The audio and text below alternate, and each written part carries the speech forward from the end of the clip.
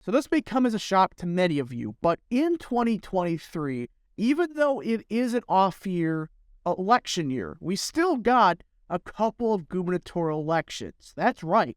This year, we got 3 gubernatorial elections we will be doing deep dives into throughout the year.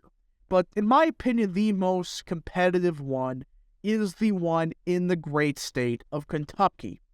And this one deserves the most focus. The biggest reason being, this is probably going to be the closest race of the 3. So if you don't know, the 3 states that have a primary, or I should say a governor's election, is Mississippi, Louisiana, and the great state of Kentucky. Now, in the great state of Kentucky, we have an incumbent Democrat. There is another incumbent in Louisiana, but he can't run again, and, well, Republicans will win that seat. But Kentucky, it's not as simple as, oh, we're just going to flip it automatically. This is going to be a fairly competitive race. Not, it's going to be the hardest race in the world to win, but it still will be a fairly competitive race. Now, before we continue with today's video, I hope you enjoy these type of videos. If you do, smash the like button down below, subscribe, share with your friends, hit that little bell, follow the Twitter account in the description down below, and join the channel today. If you don't know, for just 10 cents a day, you could join Real American Politics. Only 10 cents a day. Think about that, everybody. Just for 10 cents a day, you can join Real American Politics and help support the daily content that all of you love. So I hope you join today. All right, let's get into today's video. Kentucky. So like I said in the intro, there is an incumbent Democrat in this seat. Andy Beshear, he is the incumbent Democrat. Now, to say he's a moderate is far-fetched to say the least. I mean, he's not very moderate compared to other Democrats that are in the governors. He's no John Bel Edwards. That's the incumbent governor of Louisiana, who is, I would consider, an actual moderate Democrat. This guy, not so much. Not so much at all. But the question is this. How did we even get a Democrat governor? Well, we had to do a little bit of history. Let's go back to 2015. The Republicans won this governor's race. Matt Bevin, who was the Republican nominee, won this race by around 9 points. Now, this victory alone is pathetic. I mean, Trump won this seat by, look at this, 26 points he won the state of Kentucky by. And this was 2015, so this was not that far from 2020. Matt Bevin only won by around 9 points, and this lead was fairly inflated. The reason being, there was significant third party in Drew Curtis. Now, there's questions about who he would have favored the most, but it's one of those where I think it actually does hurt the Democrats a bit, because Matt Bevin, he was not that well liked even 2015. But if you don't know, in 2019, well, he lost. The biggest reason being, it turned out this guy was a corrupt piece of crap, and he was very unpopular. But even then, he only lost by a half point. Now, for Kentucky, that's pathetic. That's the reason we got Andy Beshear in the first place. And in my opinion, if Bevin lost the primary, I do think Republicans would have won this seat. I mean, Bevin only got 52.5%. He was not that well liked, even within his own party. But in any other case, this was a seat the Republicans still should have won. But Matt Bevin was not that well liked at all. Now you look at 2023. That's how you get Andy Beshear, who, again, not that moderate, but because Kentucky does have a history of closer than usual gubernatorial elections, a bit more Democrat favorable, that's why Beshear was able to win, even though he wasn't the most moderate guy. Now, Republicans, they hopefully got some good candidates. Now, in my opinion, the best one to run was Savannah Maddox, but sadly she has withdrawn. The reason being as well, her campaign has not got enough resources. She was the best on the issues overall. State Representative Maddox.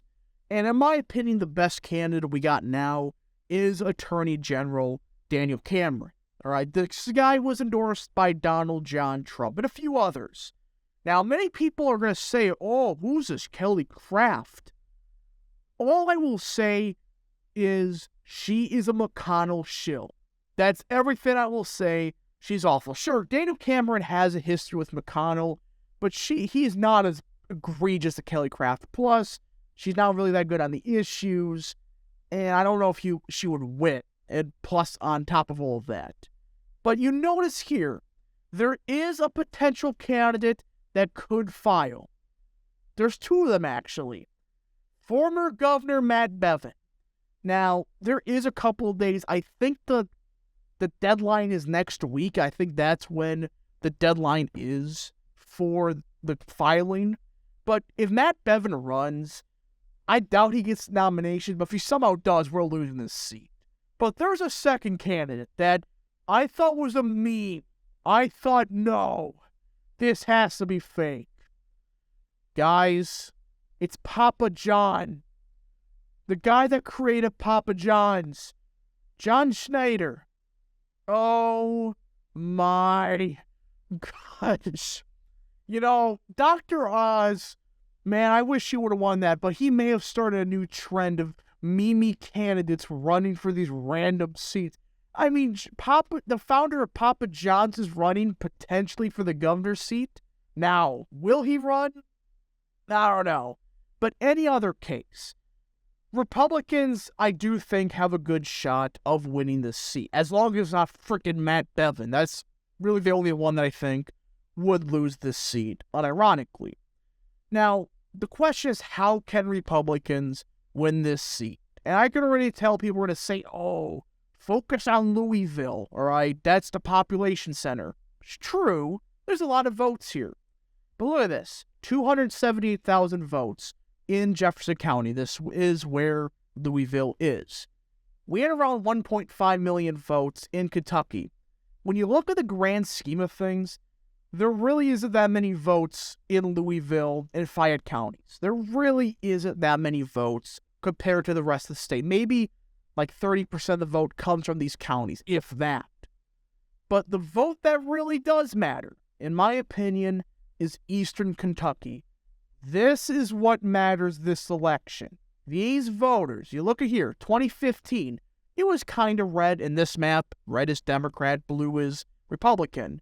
You notice there was a lot of these counties that became significantly more Democrat.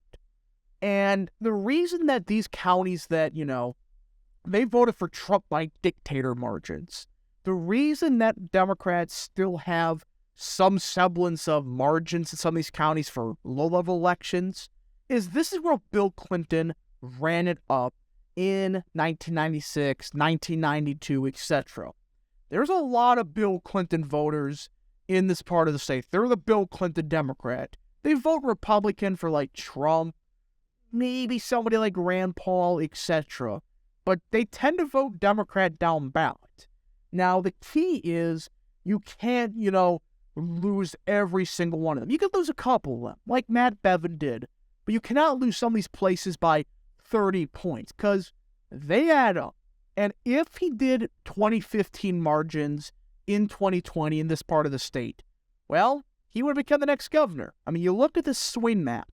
The largest swings happen in eastern and central Kentucky. So that's how Republicans could win the Kentucky governorship. Focus on picking off enough of these Bill Clinton Democrats. There's some also over here, but that's not really the problem. The problem is you're not getting anywhere close to Trump margins in many of these counties. Anyways, folks, thank you so much for watching. If you did enjoy this video, smash the like button down below, subscribe, share with your friends, hit that little bell, follow Twitter account in the description down below, and join the channel today. Thank you so much for watching. We'll see you guys in the next video. Godspeed to all of you.